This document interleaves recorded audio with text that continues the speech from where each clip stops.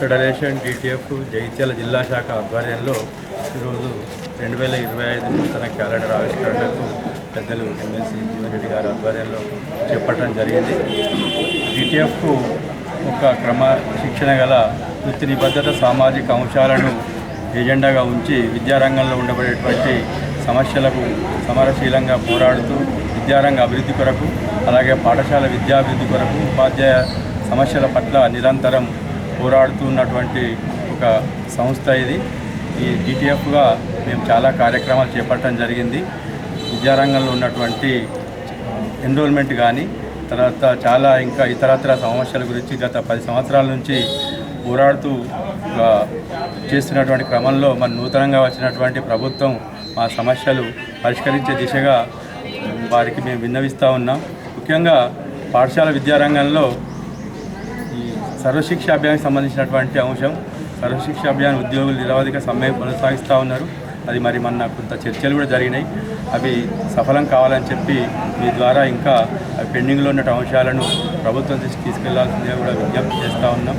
అలాగే పాఠశాలలో పారిశుద్ధ్య కార్మికులకు సంబంధించి గతంలోనే ప్రభుత్వం ఏర్పడగానే స్కావెంజర్లను నెలకు 3,000 రూపాయలు ఇస్తా అని చెప్పి ప్రకటించి ఒక 10 నెలలు సంవత్సరానికి వేతనం కూడా ఇస్తా అని చెప్పి ప్రభుత్వం ఉన్నప్పటికీ మరి మన జిల్లాలో కలెక్టర్ గారు నిధులు లేవు, మేము అంతా ఇవ్వలేను అనేటువంటి ఇది కూడా చెప్పడం జరిగింది.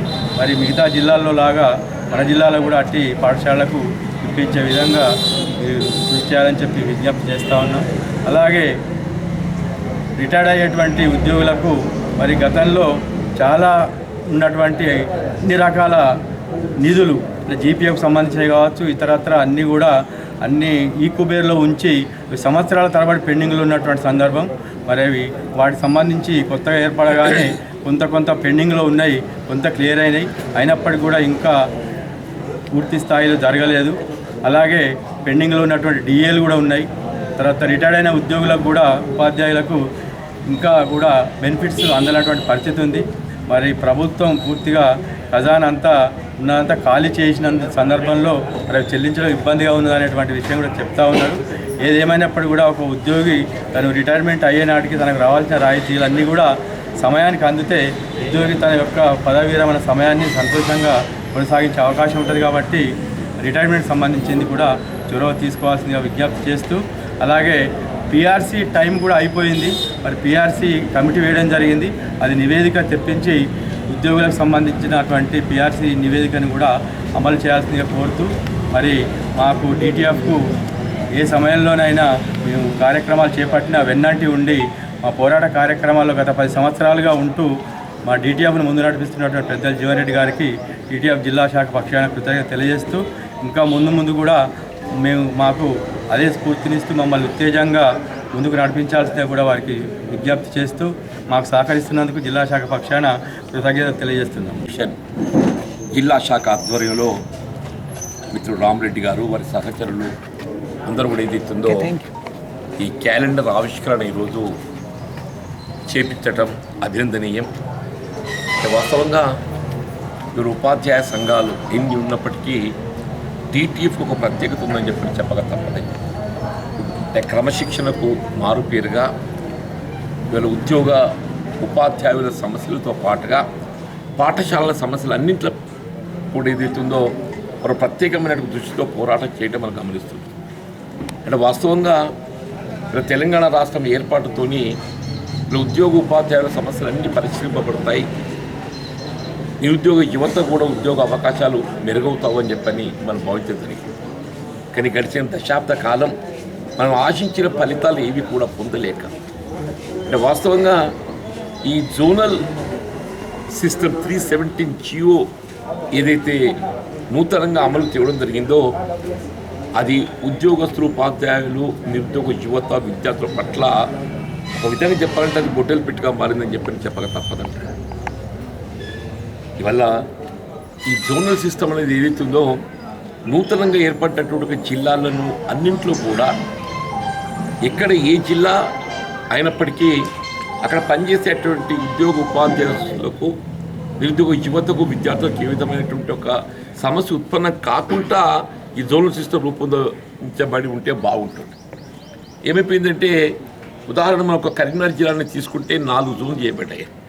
ఒకటి బాసర అయిపోయింది, 2 సిరిసిల్ల రాజన్న అయిపోయింది, 3 కాళేశ్వరం అయిపోయింది, కొంత భాగం భద్రాలు అయిపోయింది.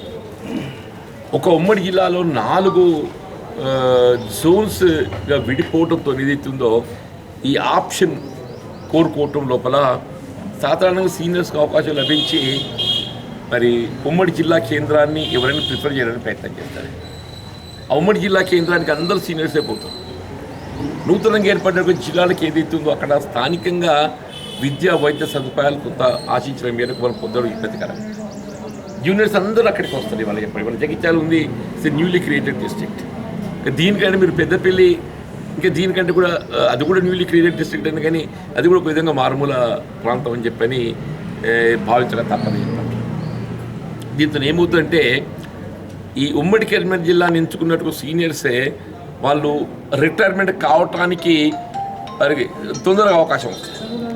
దాంతో ఏమవుతుంది, ఆ ఎంప్లాయ్మెంట్ క్రియేషన్ అనేది ఏదైతుందో అక్కడ ఎక్కువగా లభిస్తుంది. ఎవరు ఎంత ఎక్కువ రిటైర్మెంట్ కావడం జరిగితే అక్కడ నూతన ఉద్యోగ అవకాశాలు ఎక్కువ ప్రొజెక్ట్ అవుతాయి. ఇప్పుడు జగిత్యాల లాంటి ప్రాంతం లోపల ఏదైతుందో ఉదాహరణకు ఇలా జూనియర్స్ ఎక్కువ ఇచ్చున్నారే, దాంతో వీళ్ళ రిటైర్మెంట్కు సమయం ఎక్కువ తీసుకుంటారు. ఎంప్లాయ్మెంట్ క్రియేషన్ అనేది జాప్యం అవుతుందని చెప్పండి. అందుకొరకు ఏదైతుందో ఈ జోనల్ క్రియేషన్ లోపల మీరు ఒక జిల్లాను 4 చేసిన దానికంటే ఉమ్మడి జిల్లాను ఒక యూనిట్గా తీసుకొని ఉంటే 10 ఉమ్మడి జిల్లాలు ఉన్నాయి మనకు. 10 ఉమ్మడి జిల్లాను ఒక జోన్లు తీసుకుంటే 10 జోన్లు అవుతాయి. అందులో 5 జోన్లు ఒకవైపు 5 జోన్లు ఒకవైపు ఏదైతుందో 2 మల్టీ జోన్స్ ఏర్పాటు చేసుకుంటే అసలు ఈ సమస్య అనేది ఉండకపోతుంది. జోన్స్ క్రియేట్ చేయబోయే ముందు ఏదైతున్నదో గవర్నమెంట్ స్టేక్ హోల్డర్స్తో చర్చించాలి. స్టేక్ హోల్డర్స్ అంటే ప్రభుత్వ ఉద్యోగస్తులు, ఉపాధ్యాయులు, నిరుద్యోగ యువతే కానీ విద్యార్థి సంఘాలే కానీ చర్చించినట్టయితే అది ఏ విధంగా ఉంటుందని మనకు లభిస్తుంది. ఇప్పుడు 317 పరిష్కారం చూపాలని ఈ ప్రభుత్వం ప్రయత్నం చేస్తుంది. అందులో ఏమైపోతుంది, తాత్కాలికంగా వితిన్ 317 పరిధి లోపలనే స్పౌజ్కు ఏదైతున్నదో మీరు ఒకే కాడ వారు ఉద్యోగం చేసుకోవడానికి అవకాశం కల్పించడానికి మీకు ఆప్షన్స్ ఇస్తుంది. అంత అమలు కొంత సమస్య పరిష్కారం అవుతున్నది, కానీ శాశ్వత పరిష్కారం పాటించడం వీల్లేదు. అసలు 317 పూర్తిగా రివ్యూ చేసి పాత ఉమ్మడి 10 జిల్లాలను ఒక జోనల్ సిస్టమ్గా యూనిట్స్గా తీసుకొని అవసరం వస్తే presidential order it can be modified time to time. ఇది పెద్ద ఇది మన దేశంలో ఉన్నది. ఇక్కడ శాసనసభ తీర్మానం చేసి కేంద్ర ప్రభుత్వం నివేదిస్తే కేంద్ర ప్రభుత్వం రాష్ట్రపతికి ప్రతిపాదిస్తుంది, రాష్ట్రపతి ఆమోదిస్తాడు, శాశ్వత పరిష్కారం లభిస్తుంది. ఒక చిన్న ఉదాహరణ చెప్తేనే ఒక అమ్మాయి, దళిత అమ్మాయి ఏదైతే 96-97లో కరీంనగర్ విద్యాబోధన పొంది ఇతర మౌలిక సదుపాయాలు కూడా ఆదర్శ పాఠశాల మనం ఏదైతే మన నూతన ప్రభుత్వం ఏర్పడిన తదుపరి పాఠశాలకు కావాల్సిన ఒక పద్ధతి మౌలిక సదుపాయాల కల్పనకు టాయిలెట్స్కు ప్రిఫరెన్స్ ఇస్తూ విద్యుత్తు దానికి ప్రిఫరెన్స్ ఇస్తూ ఇవన్నీ కంప్లీట్ చేసే విధంగా అమ్మ ఆదర్శ పాఠశాల నిర్మాణం చేసుకుంది. ఇంకా మిగిలిన పాఠశాలలో కూడా ఏదైతే ఉందో పాఠశాలకు కావాల్సిన మౌలిక సదుపాయాల కల్పన కొరకు నేను బాధ్యత వహిస్తాను, నేను తప్పకుండా ప్రయత్నం చేస్తానని చెప్పంటూ నేను ఉపాధ్యాయులకు సంబంధించిన సమస్యలు కొంత ఇవాళ టీఆర్సీగా మిగిలి ఉన్నది. మిత్రులు అన్నట్టు ఏదైతుందో ఇవాళ టీ రివిజన్ కమిషన్ దాని కాలపరిధి ముగిసింది. వాళ్ళు they are ready to give the report. ఆ రిపోర్ట్ ఇవ్వటము, దానికి అనుగుణంగా ఏదైతే ప్రభుత్వం ఇంక్రిమెంట్ ఇవ్వటం, ఇవన్నీ కూడా నిర్ణయం తీసుకోవాలి. జాప్యం అవుతుంది. అది టీఆర్సీ ఇంప్లిమెంటేషన్ అనేది నివేదిక రావడం జాప్యం అవుతుంది, దాని పర్యవసానం ప్రభుత్వం నిర్ణయం తీసుకోవడం జాప్యం అవుతుంది. డిఏల సమస్య కూడా ఉన్నది. ఈ సమస్య కొన్ని పరిష్కారమైనాయి, ఇలా ప్రమోషన్స్ పరిష్కారం అయిపోయినాయి. తెలంగాణ రాష్ట్రం ఏర్పడినప్పటికీ ఏదైతే ట్రాన్స్ఫర్స్ బదిలీలు ప్రమోషన్స్ ఉన్న సమస్య రాష్ట్రంలో కాంగ్రెస్ ప్రభుత్వం ఏర్పడటంతో పరిష్కారం అయిపోయింది. ఇలా మొత్తం చాలా కాలంకి వెళ్ళి బదిలీలు ప్రమోషన్స్, నూతన నియామక పోస్టులు గత ప్రభుత్వం ఏదైతున్నదో ఇది వాయిదాల పద్ధతి చేస్తున్నాం, ఇట్లా దాట వేస్తూ కాలం గడిపింది. కానీ ఇవాళ ప్రభుత్వం రాగానే ఏదైతుందో గతంలో నోటిఫై చేసిన పోస్టులకు అదనంగా నోటిఫై చేసి ఇప్పుడు 11,000 పోస్టులు భర్తీ చేసింది. ఇప్పుడు 11,000 పోస్టులు భర్తీ చేయడమే కాదు, రాబోయే కాలంలో కూడా ఏదో ప్రతి సంవత్సరం ఎట్లెట్లా ఖాళీలు ఏర్పడితే అవన్నీ కూడా భర్తీ చేయడానికి చర్యలు చేపడతామని చెప్పని కూడా వీళ్ళు ముఖ్యమంత్రి గారు ప్రకటించారు. పోటీ ఎవరు అంటే ముఖ్యమంత్రి పోటీ అని చెప్పాను, రాజశేఖర రెడ్డి గారు నాకు పోటీ అని చెప్పాను. పులివెందల్లో ఏవైతే సదుపాయాలు సౌకర్యాలు కల్పింప చేయబడి ఉన్నాయో ఆ సదుపాయాలు సౌకర్యాలు అన్నీ కూడా జగిత్యాలో నేను కల్పి చేయటం నా లక్ష్యం పెట్టుకుని ముందుకుంటాను. ఆ విధంగా ఇక్కడ సౌకర్యాలు అనుకుంటుంది చెప్పాను.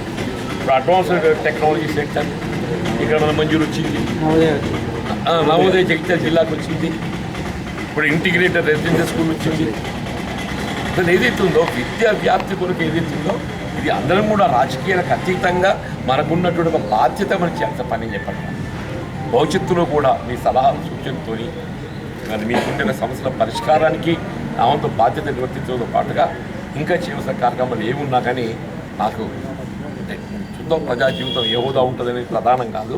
ఏ హోదాలో ఉన్నా కానీ నాకున్న అనుభవంతో ఏదైతున్నదో నేను విద్యా వ్యాప్తి కొరకు మొదటి సరకాల కల్పన కొరకు పాటుపడడం ఏదైతుందో నా బాధ్యత భావిస్తాను చెప్పని పేర్కొంటూ మరొకసారి డెమోక్రటిక్ టీచర్స్ ఫెడరేషన్ మిత్రులకు అందరికీ నేను హృదయపూర్వకంగా అభినందనలు తెలియజేస్తూ ఈ రాబోయేటటువంటి ఒక నూతన సంవత్సరం మీరు ఈ విద్యా వ్యాప్తిలో మీ బాధ్యతలు నిర్వహణలో కావాల్సిన సౌకర్యాల కల్పనలో మీ యొక్క సలహా సూచనతో నేను ఎప్పటికీ మీకు అందుబాటులో ఉంటానని చెప్పి పేర్కొంటూ సెలవు తీసుకుంటాం. జై హింద్.